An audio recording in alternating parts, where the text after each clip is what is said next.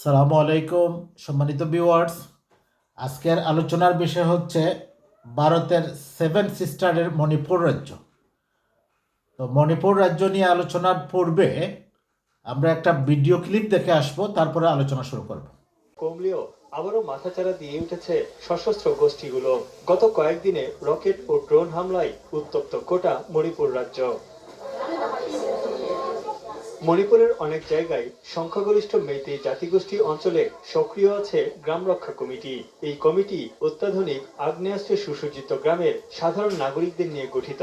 সম্প্রতি হিন্দু মেইতেই জনগোষ্ঠী, অন্যদিকে পাহাড়ি অঞ্চলে বাস করে খ্রিস্টান সম্প্রদায়ের নাগা ও কুকি উপজাতির মানুষ। এরকম আরো প্রায় 33টি উপজাতির বসবাস এই মণিপুর রাজ্যে। বিবেচনায় নিয়ে আদেশ দিলে সংঘর্ষ দানা বাঁধতে শুরু করে অন্য গোষ্ঠীদের সঙ্গে।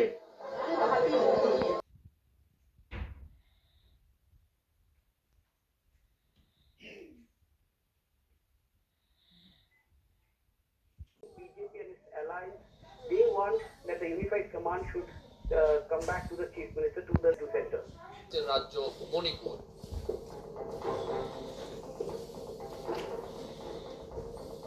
কুকি বিদ্রোহীদের ক্রমাগত ড্রোন রকেট হামলায় ছিন্ন ভিন্ন রাজ্যটি। ব্যাপক অস্থিরতার কারণে সেখানে জারি করা হয়েছে জরুরি অবস্থা, বন্ধ রাখা হয়েছে সব শিক্ষা প্রতিষ্ঠান।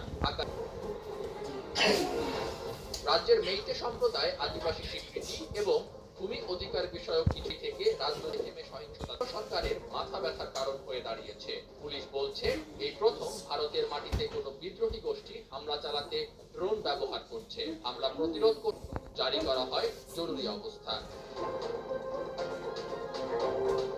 এমন অবস্থার মধ্যেই শনিবার গভীর রাতে মণিপুর রাইফেলস ব্যাটালিয়নের দুটি অস্ত্রাগার থেকে অস্ত্র লুটের চেষ্টা চালানো হয়। তবে এই প্রচেষ্টা ব্যর্থ করে দেওয়ার দাবি করেছে ভারতীয় নিরাপত্তা বাহিনী। বিজেপি নেতা, মুখ্যমন্ত্রী এন.বীর সিং ও তার একাধিক মন্ত্রী। ওই বৈঠক চলে প্রায় 45 মিনিট। আপনারা শুনলেন ভিডিও ক্লিপটি।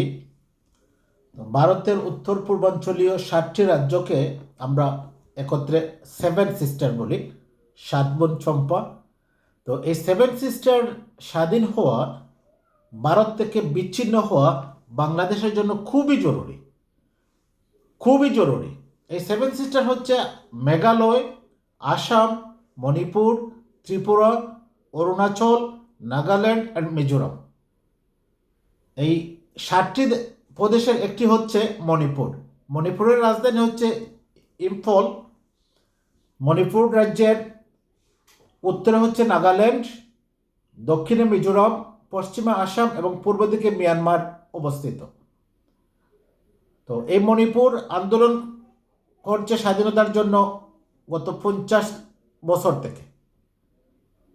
মণিপুর রাজ্য হিসেবে স্বীকৃতি পায় ভারতে 21শে জানুয়ারি 1972 সালে। আমাদের স্বাধীনতার পরপরই তারা রাজ্য হিসাবে স্বীকৃতি পায় এবং এই রাষ্ট্রটি স্বাধীনতার জন্য তারা আন্দোলন করতেছে 5 দশক থেকে, 50 বছর থেকে। তাদের প্রবাসী সরকার আছে, তারা বিভিন্ন সময়ে তাদের রাজ্যকে ইন্ডিপেন্ডেন্ট ডিক্লারেশন দিয়েছে। তাদের প্রবাসী সংসদ আছে, তাদের প্রবাসী প্রাইম মিনিস্টার আছে। অনেক রাষ্ট্রীয় কাঠামো কিন্তু তারা প্রবাসী সরকার হিসেবে পরিচালিত হচ্ছে। যেমনিভাবে মুক্তিযুদ্ধকালীন সময়ে বাংলাদেশের প্রবাসী সরকার ছিল। তো এখন কথা হচ্ছে, ইন্ডিয়া তার পার্শ্ববর্তী দেশদেরকে, পার্শ্ববর্তী রাষ্ট্রগুলোকে সব সময় তারা চাপে রাখত, তারা থোড়াই কেয়ার করত। তারা মনে করতো যে ছোট ছোট রাষ্ট্র এগুলো তাদের কথায় উঠবে বসবে। এই মনোভাব থেকে এবং এই মনোভাবের কারণে তারা নেপাল থেকে বিতাড়িত হয়েছে, তারা মালদ্বীপ থেকে বিতাড়িত হয়েছে, তারা শ্রীলঙ্কা থেকে তারা বিতাড়িত হয়েছে কূটনৈতিকভাবে, এবং সর্বশেষ সংযোজন যেটা হলো, তারা বাংলাদেশ থেকে, বাংলাদেশের স্বৈরশাসনকে সমর্থন দিয়ে এখানে শুধু শেখ হাসিনারই পতন ঘটেনি, ভারত ধরে নিছে। তাদের অ্যাটিটিউডে মনে হচ্ছে ভারতের পরাজয় ঘটেছে, ভারতের পতন ঘটেছে বাংলাদেশে।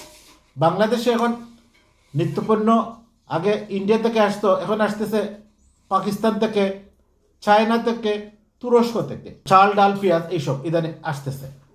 এখন ভারত তারা বাংলাদেশ থেকে সরে যাচ্ছে, সরে গেছে, এবং ইদানিং তারা খুবই চাপের মধ্যে আছে হাসিনাকে তাদের এখানে আশ্রয় দেওয়ার ফলে।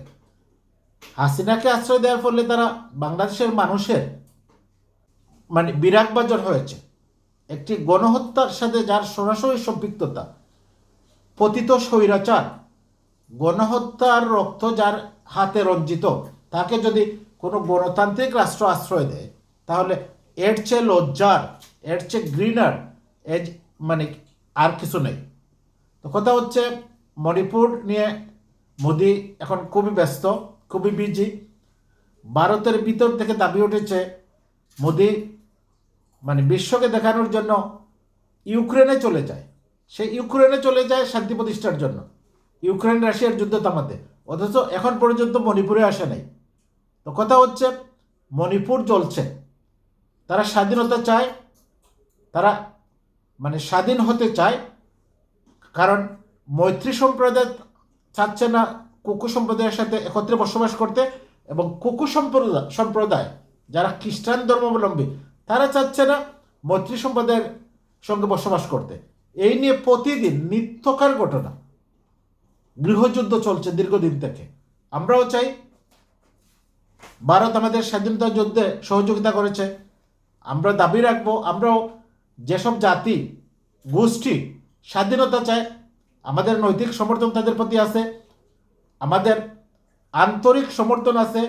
যদি সম্ভাব্য যে কোনো ধরনের সাহায্য সহযোগিতা লাগে, তাও আমরা করতে প্রস্তুত আছি। কারণ আমরা পূর্ব তিমুরকে স্বাধীনতা সংগ্রামে সাপোর্ট দিয়েছি, আমরা হার্জেগোভিনা, বসনিয়ায় তাদের স্বাধীনতা আন্দোলনে আমরা সাপোর্ট দিয়েছি, এবং বিশ্বের দিকে দিকে নির্যাতিত, নিপীড়িত মজলুম মানুষের মহান মুক্তির স্বাধীনতার জন্য আমরা কাজ করে যাব ইনশাআল্লাহ।